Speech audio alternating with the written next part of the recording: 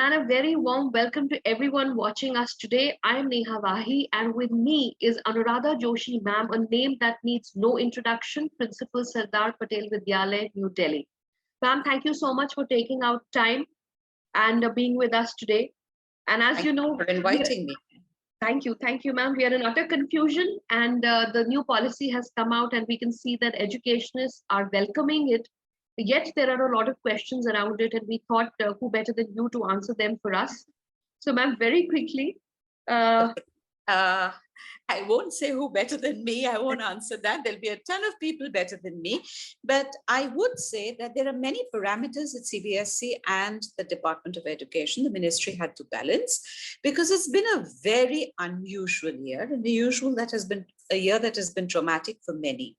So to keep the sensitivity and the generosity in mind, as well as address the needs of further education and students, it's been a tough task for them to balance everything this year, right? In particular, not that any other year is simpler, but there were just too many variables for them this year. Yes, an year-end examination as planned would have been the easiest way out. However, that was not to be, given the circumstances that we've been through. True, ma'am, but at the same time, what we're looking at is that different schools have followed different patterns. Some have had midterms, some haven't. Some have had unit tests, but with different curricula. So how are schools going to benchmark all this, ma'am, in the end? So I'm sure when the policy was decided, all these questions had been thought by both the CBSE as well as the expert committee. I'm sure they deliberated on this and much more. If you look at the policy, you will see that there are three, the diktats that have come into school, there are three parameters in it. One, to say that class 12 is not to be written off.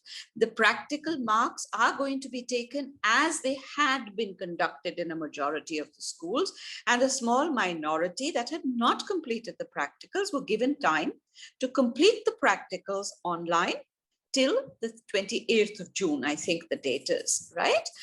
Two, there are schools which have not, see, at the end of the day, you can only assess what you've taught. You can't assess more than or less than what you've taught, right? Two, it's been a year where majority of the schools that had the resources could teach online. But Delhi is not India, and India is not Delhi. There are still villages and small towns in India which have huge electricity cuts, and therefore perhaps online classes cannot be held for all, right?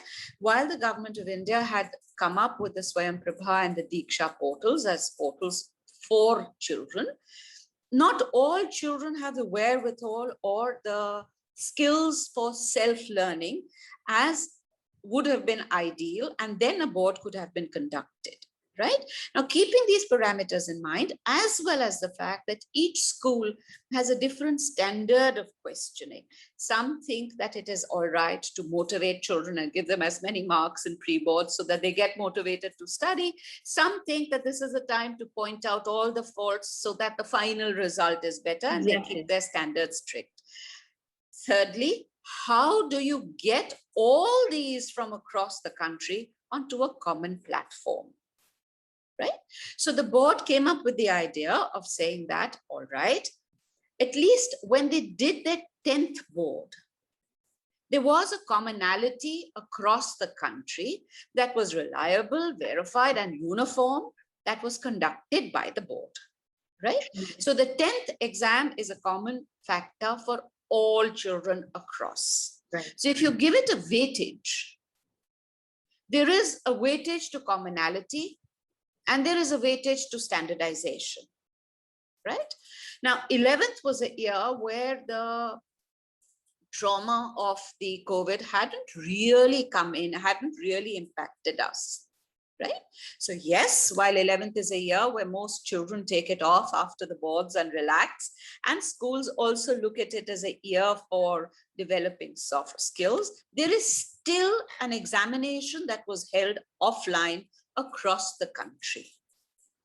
Again, maybe the standards varied, but it was definitely offline and a more reliable exam than an exam that is held online. So a certain weightage was given to the 11th. So now you have standardization, you have a regular exam, and a portion of the weightage to the 12th, so that it is not that you haven't measured them on current parameters, but have included current parameters across the nation, giving schools the option of saying that if you have conducted it offline or online, fair enough. If you've conducted partially, fair enough, but there is a weightage to what you have done in the year. So if you look at the board's guidelines that have come in this light, you will find there is reason behind everything. I'm sure, ma'am, you've actually covered some bit of the other questions I also had for you that simplifies this. But what we like to understand is what is the logic behind considering just the best of 3 for class 10 and not considering the same for class 11? All right. You see, the board has said in their circular, which is in the public domain, that you cannot moderate the marks for class 10. All right. The subjects in class 10 are very different to the subjects that children follow in the 11th and the 12th. So if math is not my cup of tea and I want to drop maths, and I haven't done well in maths, why should it be counting towards my further studies? Very fair, ma'am. Right? So keep that in mind. And there may be another subject that I'm not good at and I would like to drop for my further studies. So that spirit of generosity with which the board has marked or conducted its internal thinking to put across on a circular is evident when it says, let's take the best of 3 so that no student suffers, and it is to the advantage of every child that we take or work on their strengths, right? That's where they come from when they say the best of 3 academic subjects. So why not the same for 11th, ma'am? All right. Now in 11th, you work on subjects that are your strengths, hopefully. All right.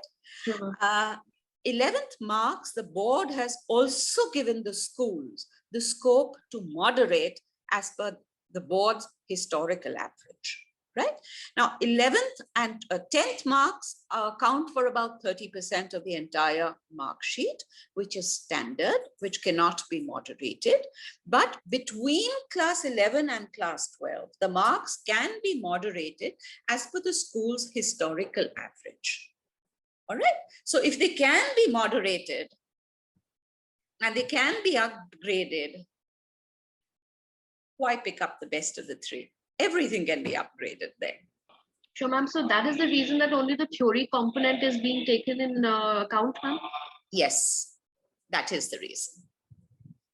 Okay, this clarifies a lot of stuff for us, ma'am. Now, what I'd really like to ask you here is that coming from the students' perspective, a lot of students feel that 11th was a class for exploration, research. They were a bit disengaged and distracted, because of online learning, etc. They're very scared about the fact that a huge weightage is being given to class 11. What would you like to say to them? I like to tell them not to worry, because with all this, what the CBSE has also said is that theory marks for class 11 and theory marks for class 12 can be moderated by the school to match up with the best historical average in the past 3 years. Now, again, that's a very generous statement that is coming out, which says that given that you've had online teaching and online teaching doesn't really match up to in-person teaching, let's see how we could do justice to the children, all right? Therefore, if the school had performed at its best this year too, it would reach its historically best performance, right? So if in the past 3 years, my historically best performance was a 90% school aggregate, the marks of the children are moderated to the extent only of 11th and 12th that they reach that 90%. All right, so students are not suffering. Yeah. Okay, so this is something that probably they should see very clearly and not worry. Makes sense, ma'am. Ma'am, again, this hasn't ever happened before. For years, 12th has been considered, very separately. Now, suddenly we see 11th, 10th, and 11th put together is 60% weightage and 12th is 40. Personally, do you feel, ma'am, we could have reversed this and still restricted a 60 maybe to the class 12 and lesser to the other two classes? Neha, as an educationist or as a teacher, I may have a different opinion, right? But as a person who's trying to find a commonality across the country, I need to have an opinion that fits all. And a size that fits all doesn't usually fit an individual, isn't it? True, ma'am. True, true. But it fits the vast majority. And that's where we look at it from. So that's where the planners have come from, ma'am. So that's the idea. All right. Ma'am, I'll just conclude this with one last question, which is very important on everybody's mind. We have seen CBSE grant a lot of high scores in the past. Different boards have had, different ways of marking, and we still expect some students to get higher scores than the other. With this kind of a criteria, we are skeptical if the scores may be very high this year, but DU will continue with high cutoffs, DU and its likes. So, ma'am, do you think that will be a disadvantage for the students who would be marked as per this criteria? Look, this is not a year for experimentation, right? Experimentations usually happen in a year where there is a focus group. You haven't had a focus group at all this year, or a group or a temperate group that you can compare against, no? The examination system needs an overhaul, as has been clearly stated by the NEP, right? And I think, to the best of my knowledge, even CBSE is working its way to look at a short-term and a long-term plan for the coming year also. Should this situation arise,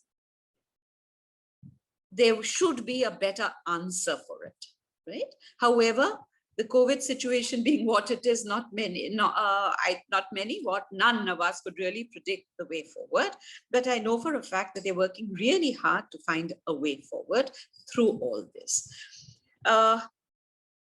What would be good, as per me, would be to find a way of accrediting schools. Yes. And finding a way for children to find their place within an accredited school. Right. Now, unfortunately, the only way that you can really do that currently is to look at the school's average. Right. So it comes down to marks. Yeah. With a component for soft skills. So, ma'am, the higher education institute should consider this holistically, is what you're saying, if I reiterate. Going forward, yes. Thank you so much, ma'am. And one last message that we must take from you, because our kids are worried. Everybody says that would we be looked down upon as the COVID generation? Will people say you were the ones who learned back, on computers, you did not soil your hands or did not practically jump into things? They're very worried that tomorrow when they apply for higher education or for jobs, especially move out, these questions will come. What would you like to say to them, ma'am? I think I'd like to tell them that they would be looked upon as a resilient generation that has learned to be sensitive, accommodative, and grown beyond those 17 years to become wonderful human beings. Wonderful, ma'am. I think this gives them a lot of hope. Thank you so much. This was crisp and precise, and I think will help many. We'll quickly circulate this around as many people who require this. Thank you so much for your time. You're welcome. Have a great day ahead, and to everybody watching us, keep posting in your questions so we can keep coming back with more such information that I know that you really, really require right now. Thank you so much, ma'am. Once again, this is Neha Wahi signing off on behalf of Career Launcher. Thank you, everybody. Thank you, Neha. Done.